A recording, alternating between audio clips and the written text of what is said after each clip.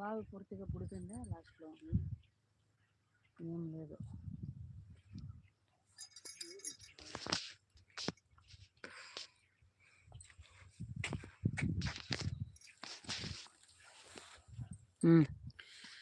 చెప్పు రైతు, శనగ పంటలో తీసుకోవాల్సిన జాగ్రత్తలు ఏమిటి చెప్పు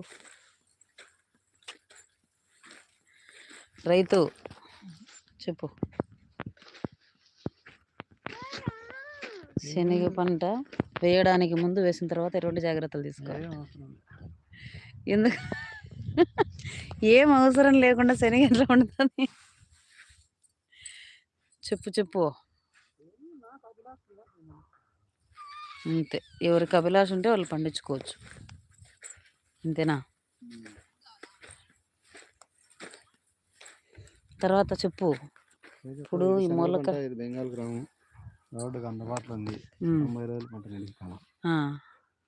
ముందేం చేయాలా? వర్షం బాగా పడింది, నీళ్ళు కూడా ఒడుపులేదు, పలసం లేదు. కరెక్ట్గా మొక్కకు గ్యాప్ నేటకు వచ్చినాయి. భూమిలో తేమ శాతం కూడా బాగుంది. ఇంకా వర్షం రాకూడదు ఇప్పుడే. వర్షం రాకపోతే మంచి పంట బాగుంటుంది. ఎందుకంటే శనగకు చలి మంచు మాత్రమే ఉండాలి, ఎక్కువ నీళ్లు ఉండకూడదు, నీటి శాతం కూడా ఎక్కువ ఉండకూడదు. భూమిలో తేమ ఉండాలి కానీ నీళ్లు పారకూడదు. వైరు ఎప్పటికీ నీళ్ళలో తడచకూడదు, తడిస్తే అది దానికి ఆటోమేటిక్ తెగుల్లాగా వచ్చదు అన్నమాట, వైరస్.